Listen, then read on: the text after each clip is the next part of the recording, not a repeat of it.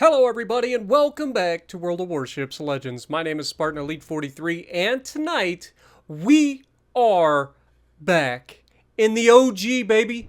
The original campaign ship of World of Warships Legends all the way back 4 years ago.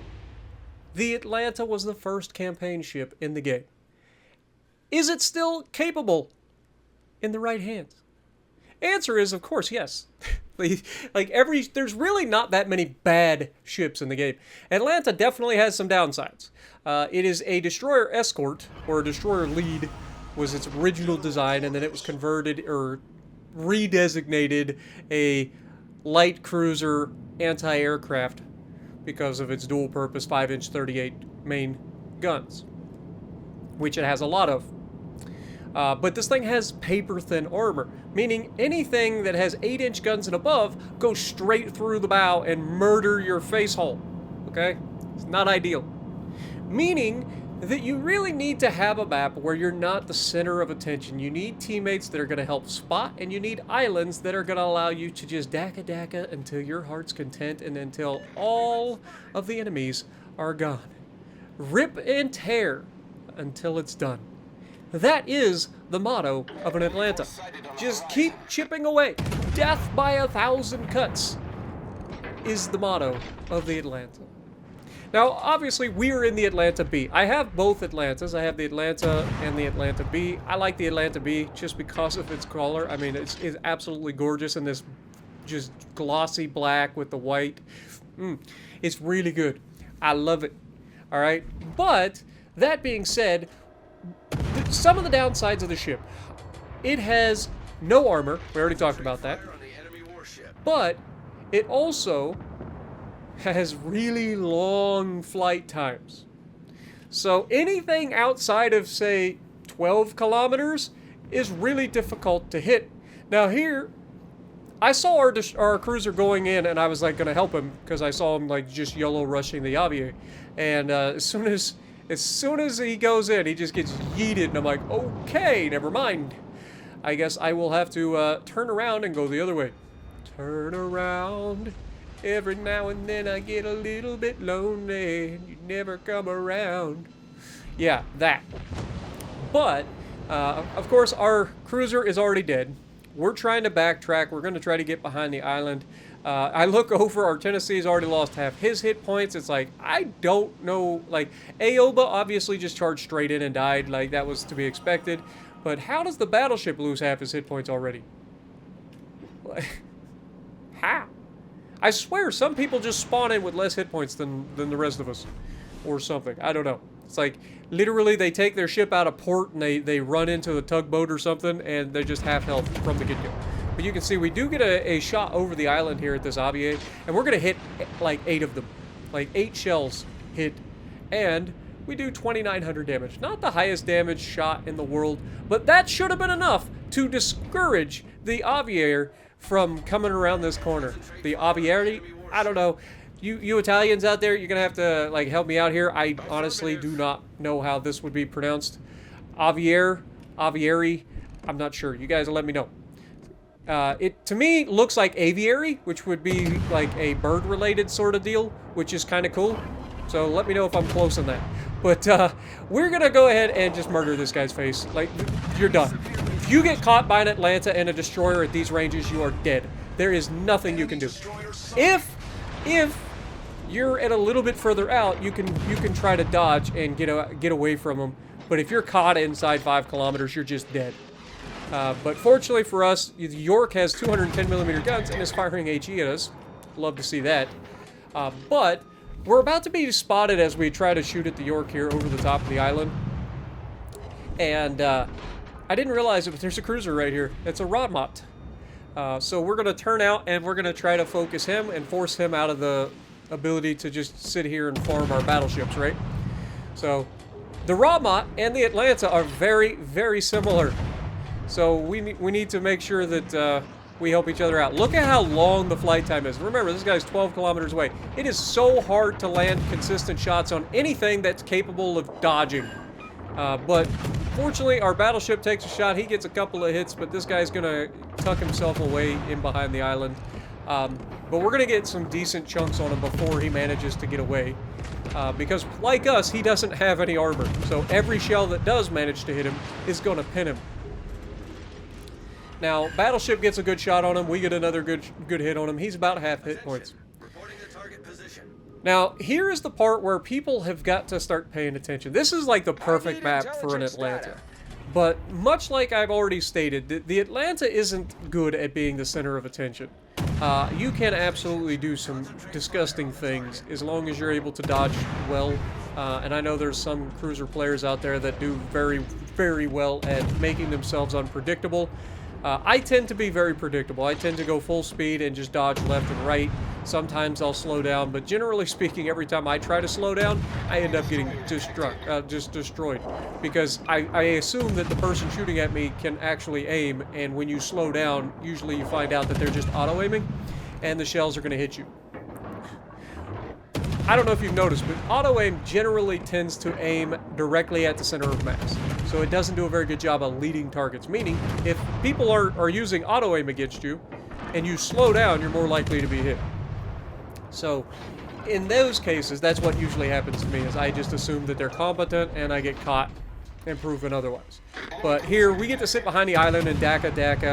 This is exactly what you want out of the Atlanta, right? You've got island cover, but the Rahmat comes around the other corner. He's so far away that landing any sort of consistent hits on him is like impossible. So I just like go full bore, assuming the Yuga out here is not going to be able to land consistent on us. We get set on fire. We're going to go ahead and put that out because again, he's going to struggle to hit us, so there's not a danger there being set back on fire anytime soon.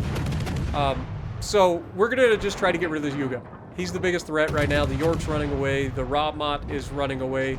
If we can get rid of the Yuga, that's huge. You can see Yuga actually takes a shot here, and we almost get yeeted.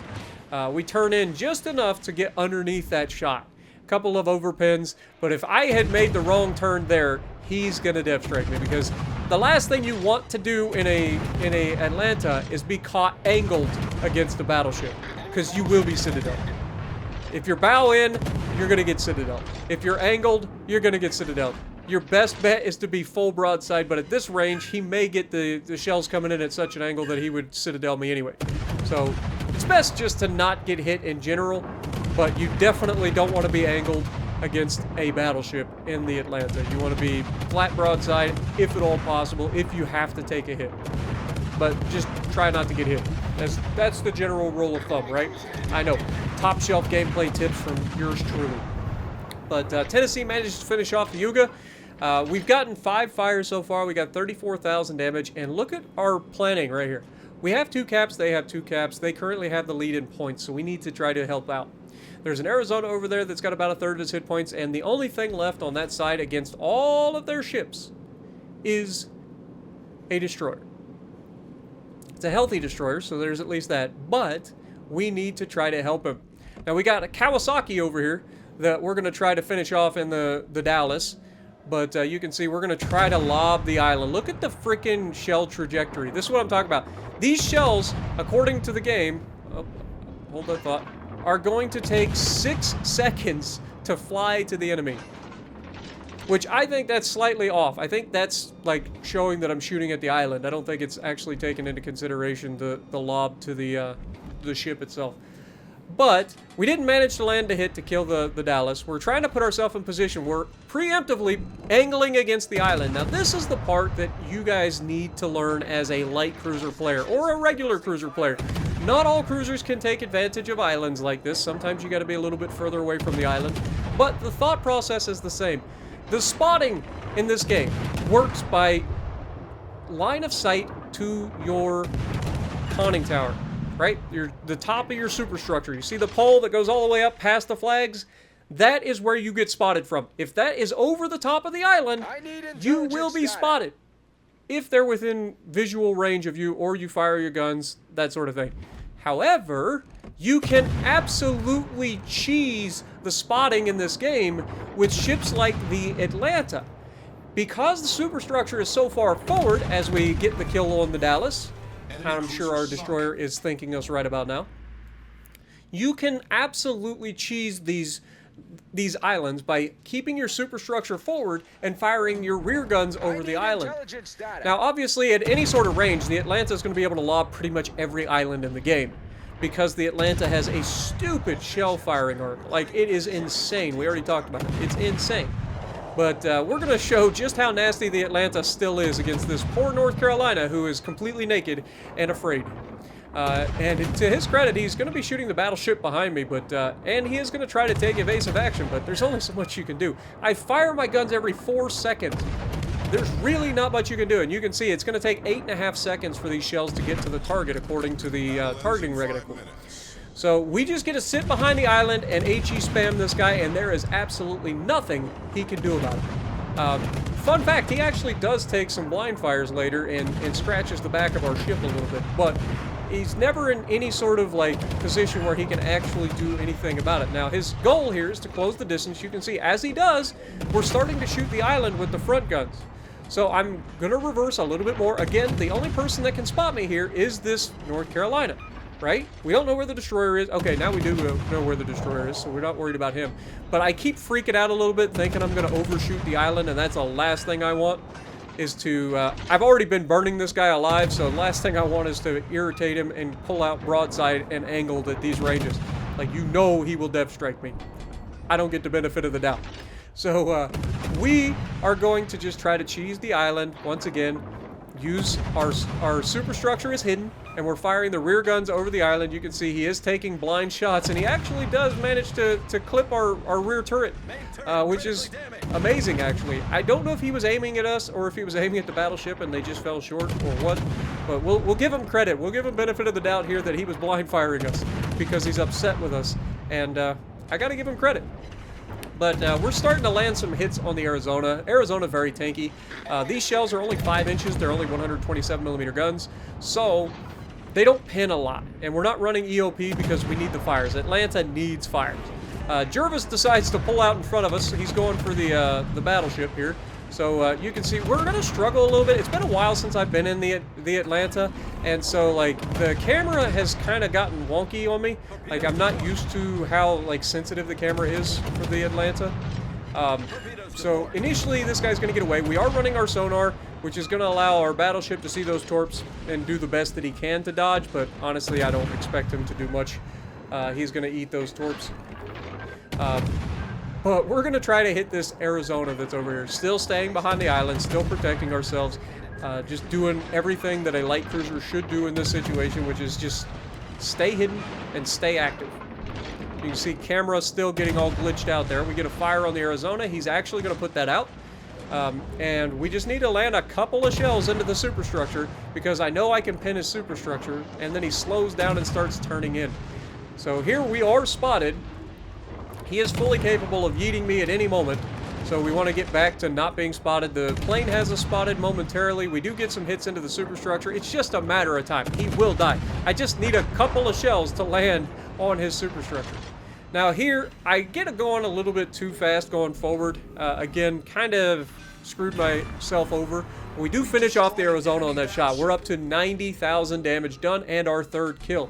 So now our goal here is to bounce off the island, reverse, and get into position to help with the Jervis. Now obviously Jervis is going for the YOLO rush on the battleship. It's not a bad play. He's most likely going to be able to pull that off, kill the battleship, and get away. Unfortunately for him, his plans are interrupted by a radar because as soon as he smokes up and starts to turn away, we go ahead and radar, and we've already got 1 shot on target. He's down to half health. As soon as we're able to continue firing, and he's getting really lucky. Like, we're hitting him solid, but we're not getting the there's the damage. That's what we needed. And are we going to finish him off? Nope, they land just out next to him. Not able to finish him off. We try to adjust the shells, and of course the secondary actually ends up hitting him, and he detonates our battleship, or he gets a detonation with the close quarters on the destroyer. But this was a fun game, a little blast from the past in Atlanta. I've seen a commenter constantly asking for an Atlanta game, and so here's a 3K base game in the Atlanta, 100,000 damage, not too shabby. Let me know if you guys have any other ships that you haven't seen me play for a while that you want to see me play, and if you like what I'm doing, punch the like button, leave a comment below, subscribe to the channel if you haven't already, and as always, I will see you in the next video.